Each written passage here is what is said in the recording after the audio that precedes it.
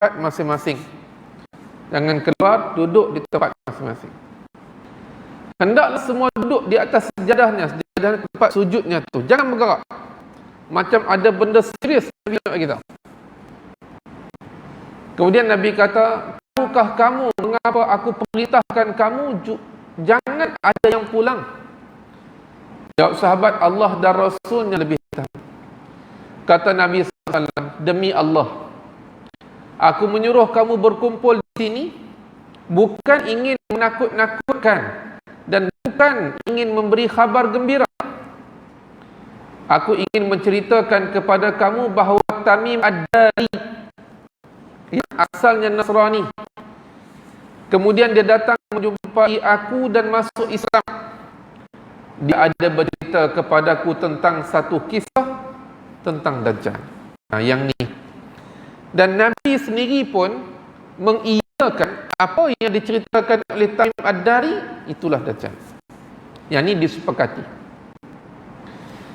Kisah yang dia ceritakan itu sesuai dengan apa yang telah aku ceritakan kepada kamu sebelumnya. Sebelumnya itu Nabi dah cerita dah tentang Dajjal ni kepada sahabat.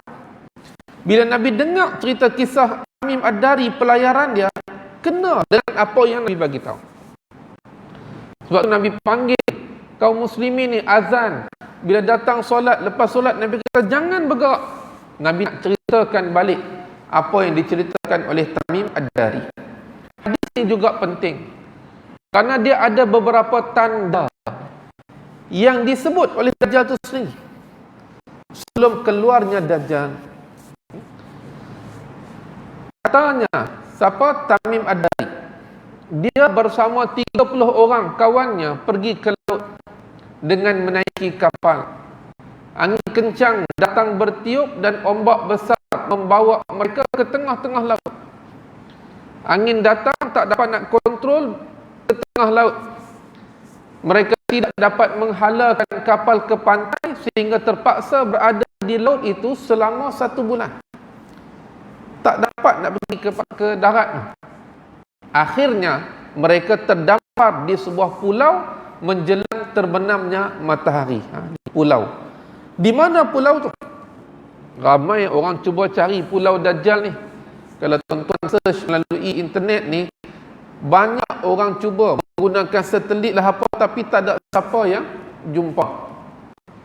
Kalau kita lihat ni, pulau tu dia siap ada rumah ataupun kuil yang lama. Maknanya dia bukan hutan. Dia ada kuil lama ataupun rumah ibadat yang lama. Dalam itulah Dajjal itu dikurung dan terikat, dalam keadaan terikat. Tengok, Jadi mereka terdampar di sebuah pulau. Di pulau itu tidak ditempati orang. Mereka berjumpa dengan binatang yang sangat tebal bulunya sehingga tidak nampak mana jantinanya dan buburnya. Terlalu lebat bulu ni, tak tahu mana depan belakang. Dia panjang bulunya itu. Tengok serupa je, depan belakang serupa. Mereka bertanya kepada binatang itu, makhluk apakah engkau ini? Lalu dia kata, aku adalah al-jassasah. Kalau mengaji bahasa Arab, jasus itu maksudnya pengintip. Pengintip, jasus. Al-jassasah adalah satu makhluk yang dia mengawasi orang yang datang ke pulau itu. Dan dia ni menjadi mata-mata kepada Dajjal yang terikat dalam sebuah biara lama di pulau tu. Dajjal tak boleh buat apa. Jadi binatang inilah yang jadi penghubung antara Dajjal dengan orang lain yang datang. Namanya Jassasah. Mereka tanya, apakah itu Jassasah? Binatang tu jawab, wahai kumpulan lelaki. Mahal itu Tamim Ad-Dari dan 30 orang tu. Pergilah kamu ke tempat ini untuk menjumpai lelaki macam ini. Bagi kita pergilah ke tempat itu, kamu akan jumpa seorang lelaki. Sesungguhnya dia ingin berjumpa dengan kamu.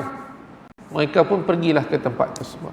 Jassasah beritahu, tak usah cakap banyak, pergi tempat tu. Dekat situ ada seorang lelaki, dalam tu dia nak jumpa kamu.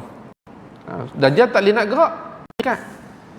Ini ketika dijumpai oleh Tamim Ad-Dari. Dia sampai masanya ikatan dia akan terlerai dan dia akan berada di sebelah timur, jauh sebelah timur, sebelah Khurasan. Nanti saya tunjuk peta dia. Tapi belum keluar lagi. Tuan-tuan, Dajjal ni misteri. Misteri dia, kita tak kenal mak ayah dia siapa. Dan kita tak tahu siapa yang ikat dia. Tak tahu siapa ikat dia. Dan ikatan tu ikatan yang sangat kuat. Kita tengok daripada kaki sampai ke lutut, daripada tangan sampai ke leher, dalam keadaan terikat. Siapa ikat? Wallahu a'lam. Tidak ada satu dalil pun yang menceritakan siapa ikat dia, dan tidak ada satu sandaran pun siapa mak dan ayah dia. Misteri. Cuma Dajjal ni Allah jadikan umur dia panjang. Masa jumpa dulu Tamim Ad-Dari, dia seorang lelaki yang muda, nanti dia akan keluar di akhir zaman juga pada usia muda. Minal munzarin, antara manusia yang dipanjangkan umurnya, seperti Nabi Isa alaihi salam, seperti juga iblis. Baik.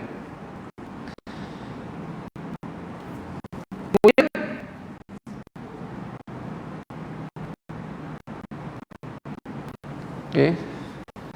di sana mereka menjumpai seorang lelaki yang sangat besar dan tegak. Artinya mereka tidak pernah melihat orang sebesar itu. Besar ni tuan-tuan, bila kita sesuaikan dengan hadis yang lain, besar ini bukan besar gergasi. Sebab tinggi Dajjal itu bukanlah terlalu tinggi, tapi badan dia besar. Badan dia besar. Dari tangan sampai ke tengkuknya dikuatkan dengan besi, mana terikat, dirantai tangan sampai tengkuk. Begitu juga dari lututnya sampai tapak kakinya diikat dengan besi. Mereka bertanya, siapakah anda? Lalu raksasa lelaki besar itu menjawab, kamu telah mendengar cerita tentang aku, sekarang ini aku ingin bertanya, siapa kamu? Dia tak jawab. Bila Tamim Ad-Dari dengan rombongan tanya, kamu siapa? Dia kata, sekarang kamu dah jumpa aku nak tanya pula, kamu ni siapa? Dajjal tu tanya. Maka mereka jawab, kami adalah manusia berbangsa Arab. Kami pergi ke laut, menaiki kapal, tiba-tiba ombak besar. Dia cerita balik apa yang berlaku, sehinggalah terdapat di pulau tu pula jumpa pula makhluk yang tak kenal depan dan belakang, dan makhluk tu datang suruh jumpa kamu. Maka sekarang kami berjumpa dengan Tuhan. Makhluk yang sangat besar itu belum menjawab soalan mereka, tetapi dia terus menyoal. Dia tak bagi tahu dia siapa, tapi dia terus soal. Dia kata, ceritakan kamu kepada aku tentang keadaan kebun kurma di Bisan. Nanti saya tunjuk di mana Bisan.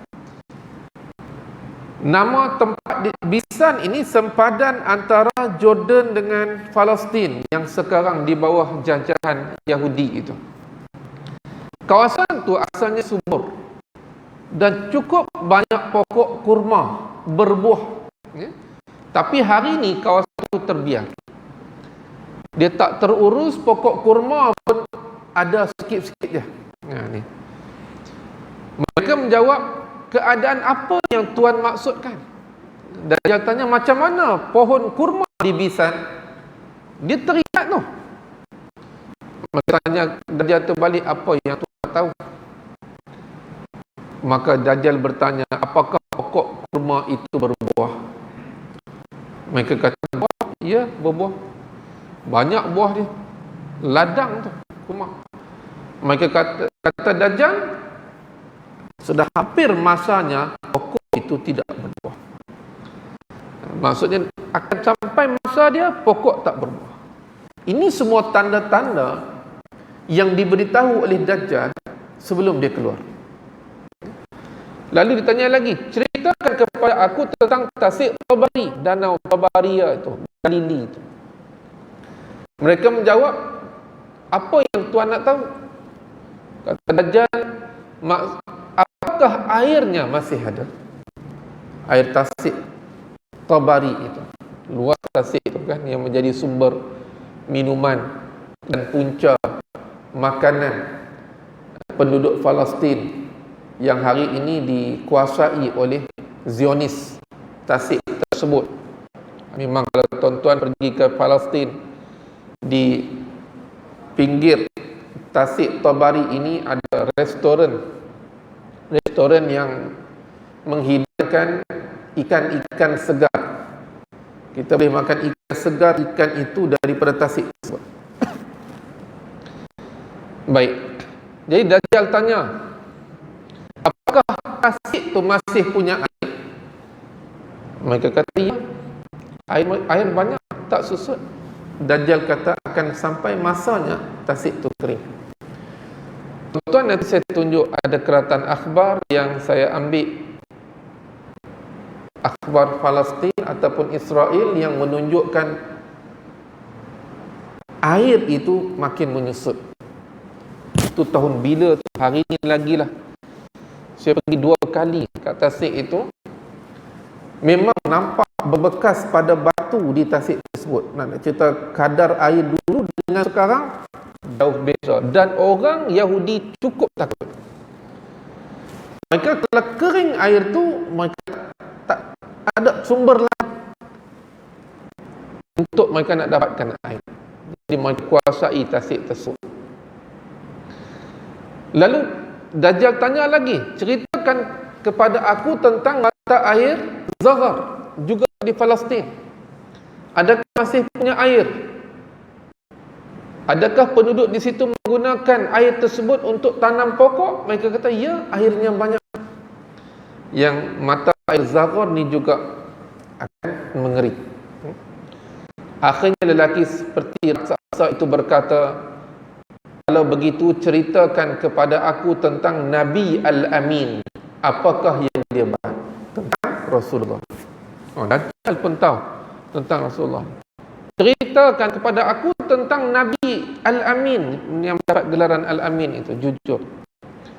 Mereka menjawab, dia telah berhijrah dari Mekah ke Madinah. Mereka ni ada cerita ni Kristian waktu tu, belum Islam. Mereka kata dia berhijrah dari Mekah ke Madinah. Dajjal tanya lagi, apakah dia diperangi oleh orang Arab? Mereka kata, ya, dia diperangi oleh orang Arab, yakni Rasulullah SAW. Lelaki itu bertanya lagi, kalau begitu apa pula tindakan dia terhadap mereka? Mereka ceritakan bahawa Rasulullah telah mengembangkan dakwahnya dan sudah ramai pengikutnya. Lalu Dajjal berkata, memang begitulah, padahal mereka beruntung jika taat kepadanya. Dajjal sebut. Dajjal kata, memang begitu realitinya. Dakwahnya akan tersebar, orang akan terima dakwahnya dan beruntung siapa ikut dia. Itu yang mereka ni bila balik pergi jumpa Rasulullah dan bermain. Ya. Dajjal bagi tahu. Kata Dajjal lagi, sekarang aku terangkan kepada kamu siapa aku. Aku adalah Al-Masih Ad-Dajjal. Dia berkata, aku ni Dajjal. Nanti aku akan diberi izin keluar. Lalu aku akan menjelajah dunia ini dalam masa 40 malam. Sudah dapat aku jalani semuanya kecuali Makkah dan Madinah yang aku tidak dapat memasukinya. Negeri Makkah dan Madinah dikawal oleh para malaikat, maka aku tidak dapat menembusinya. Siapa cakap ni? Dajjal. Dajjal kata, nanti sampai masanya aku akan dibebaskan, diberi izin keluar. Sampai masa yang Allah tetapkan, memang masa untuk dia keluar, dia akan keluar dalam tempoh 40 hari. Dalam hadis 40 malam, ada riwayat lain 40 hari. Semua tempat dia akan pergi. Nanti kita melihat dia pergi tempat-tempat tu dia buat apa. Kecuali Mekah dan Madinah yang dia tak dapat masuk. Kerana Mekah dan Madinah itu dikawal oleh para malaikat. Dia hanya mampu duduk di luar, tapi kita kena ingat, walaupun tak masuk ke Mekah, walaupun dia berada luar Mekah, ramai yang ikut dia. Ya. Baik. Kata Tamim Ad-Dari, Rasulullah SAW menekankan tongkatnya di atas mimbar. Ambil tongkat tu, ketuk begitu. Inilah negeri yang tidak dapat dimasuki oleh Dajjal itu, Madinah. Saudara-saudara sekalian, apakah sudah aku menyampaikan cerita ini kepada kamu? Mereka jawab, ya. Sudah ya Rasulullah. Rasulullah berkata lagi, sememangnya hadis Tamim itu lebih meyakinkan aku. Ceritanya itu bersesuaian dengan apa yang telah aku sampaikan kepada kamu sebelumnya, yaitu tentang Makkah dan Madinah yang dikatakan tidak dapat dimasuki Dajjal. Cuma dia ada mengatakan di Laut Syam atau Laut Yaman. Tidak, bahkan ia dari arah timur. Ia dari arah timur. Nabi tunjuk timur. Di mana pulau itu? Tamim Ad-Dari sendiri tak tahu. Mereka duduk tengah laut, angin kencang datang, tak tahu ke mana, akhirnya terdampar di pulau. Mereka tak tahu. Bila ditanya, mereka kata mungkin kepulauan di dekat dengan Yaman ataupun mungkin dekat dengan Syam. Kalau kita lihat itu semua laut tu, Laut Hadramaut apa semua tu, Laut Merah. Tak tahu dekat mana. Mungkin dekat situ, mungkin dekat sini, tak tahu. Nabi kata tidak, bahkan ia dari arah timur. Nabi maksudkan Dajjal itu akan keluar di akhir zaman nanti dari arah timur. Timur dalam hadis ni kita nak faham, dia ada dua. Satu timur Madinah, masih dalam semenanjung Arab. Satu lagi timur ni adalah kita ambil Madinah tu peta semenanjung Arab, Madinah kita potong dua, tengah sampai ke bawah. Yang mana sebelah kanan itu adalah timur, dipanggil. Yang mana sebelah kiri itu adalah barat. Sebab tu dalam Quran timur dan barat, dia tak sebut utara selatan. Maksudnya kita bahagi dua begitu, yang mana sebelah timur, sebelah kanan kita menghadap peta tu, itu semua adalah timur dipanggil, daripada atas sampai ke bawah. Dan yang berada sebelah kiri semuanya dikira barat, daripada atas sampai ke bawah. Mana satu kawasan yang sangat luas. Sebab tu bila cerita tentang Al-Mahdi dan dikaitkan dengan sebelah timur, kan ada yang kaitkan dengan Nusantara, Malaysia, Indonesia. Kenapa? Kerana dari sudut lokalitinya memang sebelah timur. Okay. Baik. Nabi kata bahkan ia akan datang dari sebelah timur. Makna akhir zaman nanti dia akan istiharkan diri dia di sebelah timur. Maknanya sampai masa dia akan terlepas daripada ikatan dan dia akan pergi ke sebelah timur. Siapa pun tak tahu. Dan dia duduk situ, tak ada orang kenal, kata dia Dajjal. Tak ada orang tahu. Sehinggalah dia mengisytiharkan diri dia. Maka ketika itu barulah orang tahu, kata dia adalah Dajjal. Dan segera orang yang menanti-nantikan dia, menunggu dia, akan mengikut dia sebagai bala tentera kepada Dajjal. Ini adalah mata air Zaghar yang Dajjal tanya tu. Mata air Zaghar ni kedudukan dia sebelah selatan Tasik Tabari tu.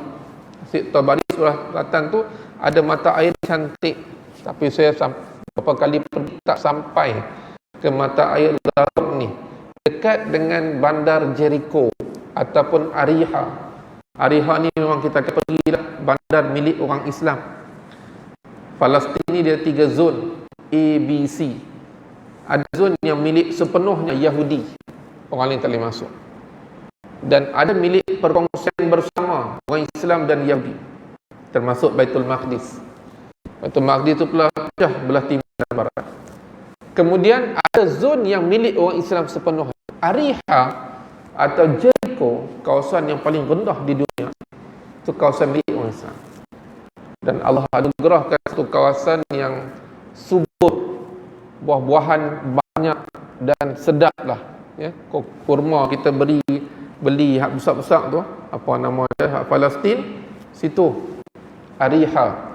Saya beli banyak paket kurma tu, tapi bila sampai kat Malaysia tinggal 1-2 paket dah.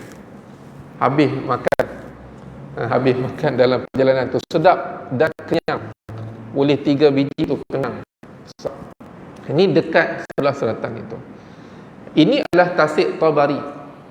Tasik Tabari yang kita nampak memang sangat luas lah, macam laut lah, ya. dan airnya adalah air yang memang boleh minum. Boleh terus minum air tasik ni. Allah bagi satu kelebihan yang asalnya tasik Tabari ini adalah sebahagian di bawah Jordan. Tetapi akhirnya dikuasai oleh orang Yahudi pada tahun 1964. Jadi tasik Tabari ini pun samalah, dia dah semakin kurang. Ini pula adalah kebun bisan yang berada di sepadan Jordan dan Palestin. Jordan Valley, dia ada kawasan yang subur, banyak orang tanam pokok-pokok. Tapi orang Yahudi dia tak berminat dengan kurma ni. Dia tak berminat. Dan kawasan bisan ini jadi rosak, tak dijaga, dan akhirnya saya tak gambar sini. Dia ada satu gambar yang mana menunjukkan hari ni kawasan tu dia jadi macam tak, bukan nampak hijau, nampak tanah banyak daripada pokok. Bisa. Satu-satu yang Dajjal sebut tu berlaku. Ini kata para ulama, apa yang Dajjal sebut itu sebenarnya ada tanda sebelum dia keluar. Jadi tanda-tanda tu kebun bisan tu dah berlaku. Tasik Tabari pun dah menyusut banyak airnya. Mata air Zahor pun sama, semakin kurang dan mengering airnya. Menunjukkan saat untuk Dajjal keluar itu bukanlah terlalu jauh, walaupun kita tak tahu bila. Baik. Jadi ini tentang Ibn Sayyad yang kita sebut sebelum ni. Jadi ada yang kata dia Dajjal, ada yang dikata bukan Dajjal. Baik. Di mana keluar Dajjal? Di mana keluarnya Dajjal? Nabi SAW menyatakan, ala innahu fi bahri Syam atau bahri Yaman la bal min qibalil masyriqi ma huwa min qibalil masyriqi ma huwa wa au ma biyadihi ilal masyriq. Nabi kata sesungguhnya Dajjal berada di laut Syam, sebelah daripada Syria, hak laut semua tu sampai ke Jordan semua. Nabi kata bahkan di laut Yaman, turun bawah lagi Yaman. Tetapi bahkan Nabi kata tetapi dari arah timur. Nabi sebut itu dalam keadaan Nabi menyebut secara spesifik yang lebih tepat. Akhirnya Nabi kata bukan dari laut Syam, bukan dari laut Yaman, tapi bahkan dari sebelah timur. Maknanya di situlah dia akan keluar. Dia terikat di sebuah pulau di laut ni, sama ada laut Yaman ataupun laut Syam. Nanti bila dibebaskan, dia akan berada di sebelah timur. Di situlah dia akan keluar. Di situlah dia akan keluar. Nabi pun tunjuk ke arah timur. Timur itu di mana? Diceritakan dalam hadis yang lain, Ad-Dajjal yakhruju min ardin bil masyriq yuqalu laha Khurasan. Dajjal akan keluar daripada satu tempat dari arah timur yang dinamakan sebagai Khurasan. Khurasan dahulu dengan sekarang tak sama. Sekarang satu kawasan sangat kecil. Dulu dia sebut Khurasan satu kawasan yang sangat besar. Dia merangkumi semua negara Tantan ni. Tajikistan, Uzbekistan, Turkmenistan, Afghanistan, termasuk juga Iran hari ini. Ini semua satu kawasan Khurasan dahulu. Dan hari ini dia jadi kecil, satu kawasan dalam Iran. Kalau kita nak faham di mana Dajjal keluar, kena kembali kepada peta yang lama yang Nabi sebut. Maknanya di satu kawasan yang sangat luas, susah kita nak tentukan di mana dia akan keluar. Tapi dia ada di situ, kawasan Khurasan. Sama juga Iran, tidak ada Rasulullah. Yang ada Iraq. Kan Iraq itu yang pecah, akhirnya jadi Iran dan Iraq. Zaman Rasulullah sebut Iraqnya Al-Iraq. Dah ada dah. Baik. Khurasan, dia akan keluar di situ. Dalam hadis yang lain, yakhrujud Dajjal min Yahudiyyati Asbahan ma'ahu 70,000 min Yahud.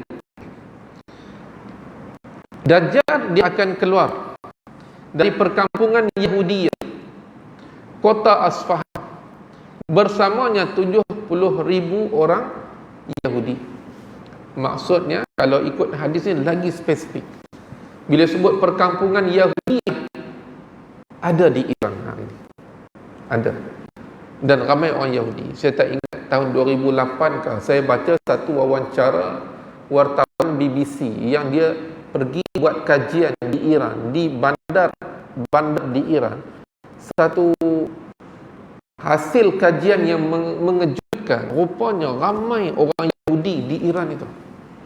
Di satu bandar yang dibuat kajian sahaja ada dalam lingkungan 20,000 orang, lebih kurang. Maknanya orang Yahudi sangat ramai di Iran.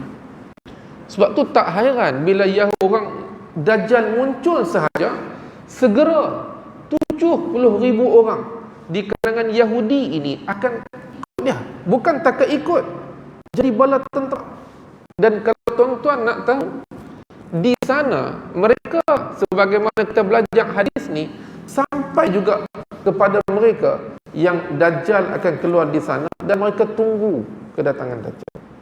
Kan mereka gelar sebagai Demasaya, yang akan datang kononnya membela mereka. Mereka tunggu. Sebagaimana mereka menunggu Mahdi, duduk seru ke kota Samirah, seru nama Mahdi. Sama juga Dajjal ni, mereka tunggu dan mereka melatih pemuda-pemuda untuk menjadi tentera Dajjal yang mereka tak tahu Dajjal tu bila akan datang. Makna sentiasa akan ada yang bersedia untuk menjadi tentera Dajjal, 70,000. Dan tentera-tentera ni tuan-tuan bukan calang-calang tentera kita tengok. Mereka adalah Yahudi yang kuat pegang agama. Bukan jenis cura-cura yang tak. Dia Yahudi yang memang betul-betul kuat pegangan agama. Mereka itu yang akan jadi pengikut Dajjal. Dajjal tidak dapat masuki Mekah dan Madinah. Tadi hadis yang kita baca, Fatimah bin Qais. Maknanya selamat dah orang duduk di Mekah, Madinah. Sebab ada yang duduk di Madinah yang akan keluar berjumpa dia. Tak selamat juga. Yang duduk di Madinah tu pun, kalau hak jenis hati pun tak elok, dia akan keluar jumpa Dajjal.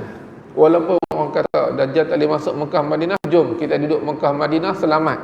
Sampai masanya bila Dajjal ini dibuat sedikit gegaran, menunjukkan kata kedatangannya luar Madinah, berduyun-duyun orang akan keluar. Sendiri akan keluar dari Madinah untuk berjumpa dengan Dajjal. Maknanya hanya orang yang betul-betul beriman itu sahaja yang akan selamat di Madinah. Yang lain mereka akan keluar. Dan di sana ada hadis yang lain. Dan dikatakan perawinya juga ada thiqah, dipercayai, yang Dajjal tidak boleh masuk 4 masjid. Diwakilkan oleh Imam Ahmad. Iaitu disebut ni, wa innahu yamsu fil ardi 40 sabahan yablughu fiha kull manhal wa la yaqrubu 4 masajid, Masjidil Haram wa Masjidil Madinah wa Masjidil Tur wa Masjidil Aqsa. 4 dia tak boleh masuk. Masjid Haram termasuk Makkah, Masjid Al-Madinah, Masjid Nabawi termasuk Madinah, Masjid Tur di kawasan Bukit Tur Sina, kawasan dia tak boleh masuk. Dan yang keempat Masjidil Aqsa, berarti Al-Aqsa dan Al-Quds, dia juga tak boleh masuk kawasan yang dijaga oleh Allah Subhanahu wa taala. Ini kalau kita lihatlah yang saya bulat sebelah atas itu adalah Tur, Bukit Tur, dan situlah ada Masjid Tur, kawasan Nabi Musa menerima wahyu dan diangkat sebagai Nabi. Baik. Pengikut Dajjal. Siapa pengikut Dajjal? Kita tengok yang ikut Dajjal di kalangan Yahudi ni bukan calang-calang. Kata Nabi SAW, ya'ud Dajjal min Yahudi asbahan 70,000 alaihimut tayalisah. Mereka yang akan ikut Dajjal ni, orang Yahudi yang tinggal di Asfahan sebanyak 70,000 orang, mereka memakai tayalisah. Tayalisah tu gambar yang saya letak tu. Kalau kita macam ridak di bawah tu kan, hak warna putih mereka pakai tu, dia panggil tayalisah. Kita tengok orang Yahudi yang pakai tu bukan orang Yahudi yang mengarut ni, tak. orang Yahudi yang kuat agama dia. Macam kita hari ni lah kan, hak dia pakai sorban, pakai apa, itu sekira-kiranya orang yang kuat pegangan agamanya ataupun nak ikut agama, kita kata macam itulah kan. Orang Yahudi ni yang ikut Dajjal, dia memakai tayalisah, hak jenis selendang biru putih macam ni. Setengah ke bawah tu ada lagi macam tanda tajam-tajam ni. Dia pakai selendang ni. Maknanya mereka yang kuat Yahudinya. Dalam hadis yang lain, sab'una alfan alaihimut tijan. 70,000 orang Yahudi yang memakai tijan. Tijan ni adalah topi. Sehingga dikatakan tijan itu sama ada topi yang ortodok pakai itu, Yahudi ortodok yang hitam topi itu, ataupun yang kecil di atas kepala tu, tijan. Maknanya orang Yahudi yang kuat Yahudi, bukan orang Yahudi biasa ini. Mereka ini akan jadi bala tentera Dajjal. Bala tentera. Begitu juga yang akan ikut Dajjal disebut dalam hadis yang lain, yatba'uhu aqwamun ka'anna wujuhahumul majanul mutraqa. Dajjal ni juga akan diikuti oleh kaum-kaum yang wajah mereka seperti perisai. Ini seperti orang-orang sebelah sana. Jadi mata sepek kan, muka lebar. Mereka ni juga akan ikut Dajjal. Dajjal ni di bala tentera dia luar biasa. Daripada manusia sampai syaitan adalah bala tentera dia. Dia memimpin satu ketumpukan tentera yang sangat besar. Sehingga umat Islam ni dia berundur, berkubu dan berkampung di Syam. Ketika mana Dajjal bala tentera dia turun daripada arah utara. Dalam hadis yang lain, yang akan ikut Dajjal juga adalah orang-orang yang jahil. Antara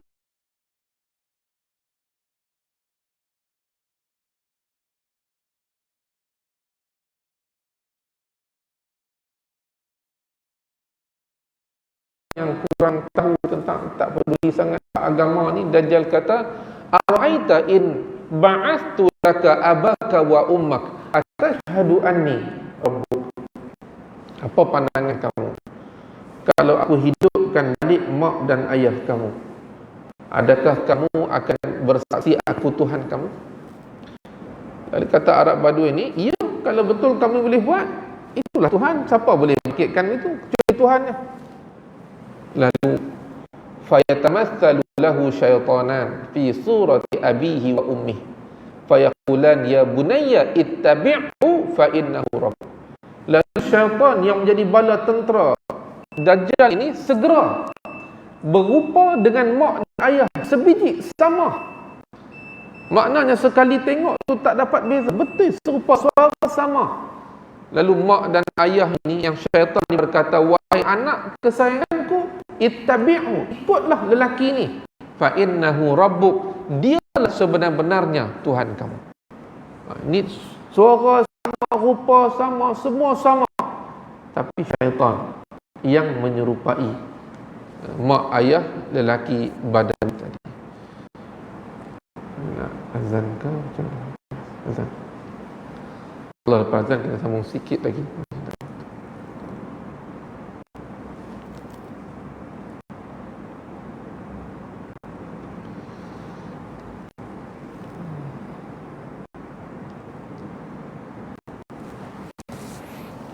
Allahu Akbar, Allahu Akbar.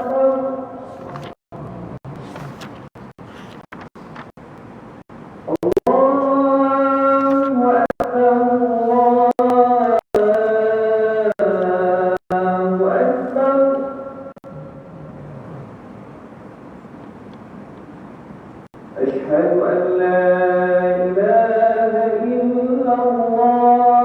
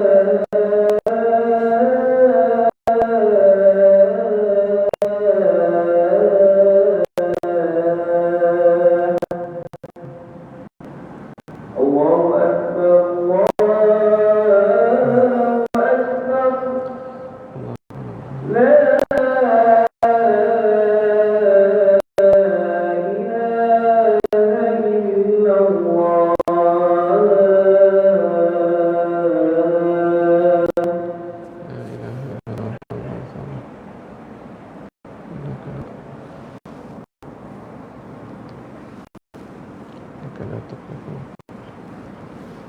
Baik, tuan, sikit lagi. Satu slide lagi untuk kita berhenti. Siapa lagi yang ikut Dajjal? Yahudi, orang yang bermata sepek, yang muka lebar ni, sebelah sana.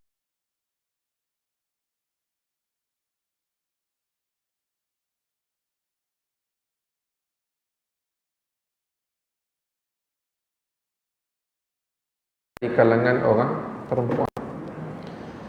Disebut dalam hadis ketika mana Dajjal sampai di satu tempat nama dia Mirqanah. Mirqanah ni sebuah lembah, satu lembah di Madinah dari arah Taif. Maka ramai yang akan keluar padanya adalah orang perempuan. Kita kena ingat waktu Dajjal keluar ni waktu yang sangat sukar. Nak hidup pun susah, nak dapat bekalan air pun susah. Makna hidup dalam keadaan tertekan. Tuan-tuan bayang, hidup dalam keadaan tertekan, air pun susah dapat, makanan pun susah. Tiba-tiba orang sebarkan cerita, Dajjal datang membawa keperluan tu. Dia kata kamu hanya mahu dia Tuhan sahaja, kamu boleh dapat semua tu. Masa ni lah orang akan menjual iman masing-masing, agama masing-masing kerana dunia.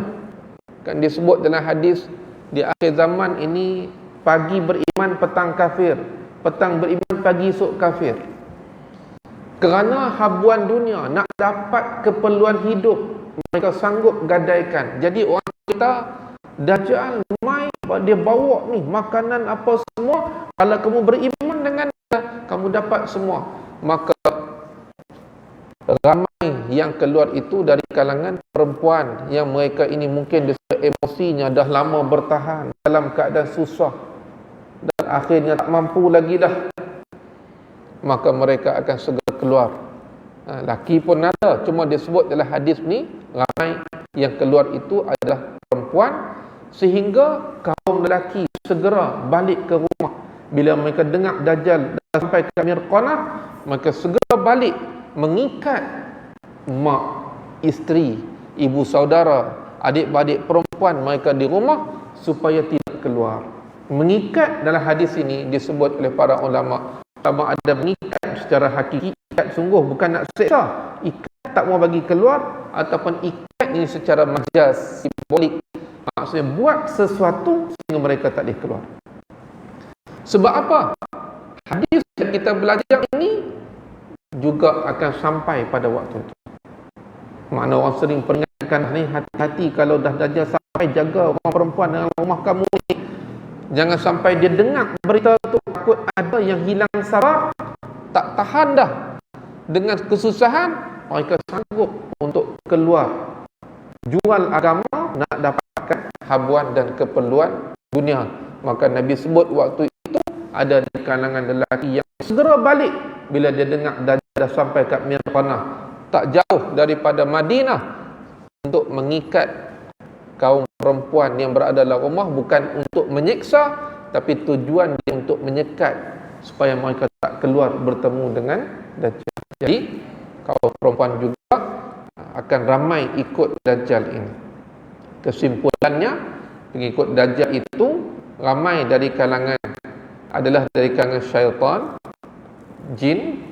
Syaitan jin itulah, jin syaitan Yahudi, kaum Ajam, bukan Arab, kaum yang bermata sepek, berwajah lebar tu, dan ramai dari kalangan wanita dan juga daripada Arab, Al-Arab, Arab yang jahil itu, yang Badawi.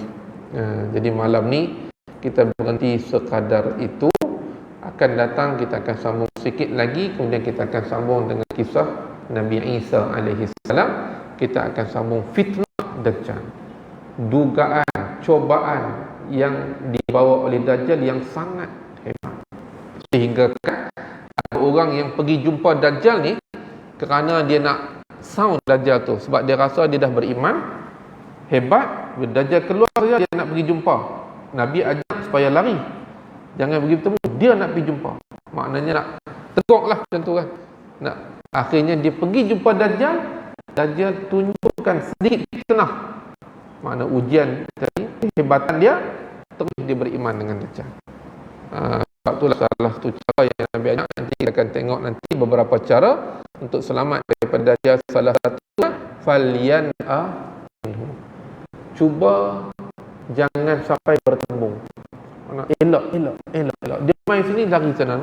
Jangan tembung. Kalau bertembung, susah nak bertahan dengan keimanan itu. Sebab real ditunjuk, tuan-tuan, depan mata. Kita tengok live, benda tu ada. Waktu tu bertembung antara apa yang di hati, keimanan, dengan apa yang dilihat oleh mata. Agak-agak mana yang kuat. Apa yang dilihat oleh mata tu akan menguasai kita berbanding apa yang diimani dalam hati. Real depan mata, hati baru cakap ini depan mata, mana satu nak ikut. Maka disitulah akhirnya menjadi satu ujian kepada manusia. Jadi pada itu perkongsian pada malam ini, dan insya-Allah kuliah yang datang kita akan sambung lagi tajuk Dajjal, dan kalau berkesempatan kita masuk pula tajuk yang terus Nabi Isa, turunnya Nabi Isa alaihissalam. Yang baik yang sempurna milik Allah Subhanahu wa taala.